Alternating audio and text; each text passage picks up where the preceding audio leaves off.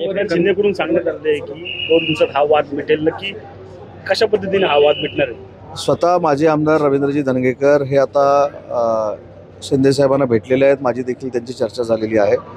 जे काही गैरसमज असतील त्याच्यामध्ये स्वतः आता एकनाथ शिंदे साहेबांनी पुढाकार घेतलेला आहे. त्याच्यामुळं मला असं वाटतं की आता या सगळ्या गोष्टीला अंतिम स्वरूप येईल आणि स्वतः आता शिंदे साहेबांनी याच्यामध्ये लक्ष घातल्यामुळं काही गोष्टी आता पुढे ज्या चाललेल्या आहेत त्या देखील थांबतील. नवी मुंबई आणि पुण्यात असं काही तोडगा झाला का? तुम्ही काही दिवसापूर्वी बोलले होते की माझ्या वक्तव्याचा विपर्यास कृपा करून कोणी करू नये. मी स्पष्ट असं म्हटलं होतं की धनगेकरांवर कारवाई करत असताना भाजप आणि शिवसेनेच्या सगळ्याच पक्षांच्या लोकांनी महायुतीमध्ये मिठाचा खडा पडणार नाही याची दक्षता घेतली पाहिजे. त्याचा अर्थ कदाचित मुरली अण्णांनी वेगळा घेतला असेल, पण त्या वक्तव्यावर कुठेही मुरली अण्णांना दुखवण्याचं कारण नव्हतं किंवा दुखवायचा हेतू नव्हता आणि भाजपला देखील दुखवायचा हेतू नव्हता.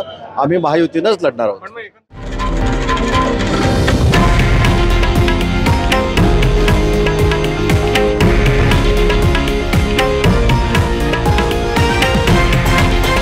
हे आहे देशातील नंबर 1 न्यूज नेटवर्क आणि आपण पाहत आहात TV9 मराठी, एकमेव.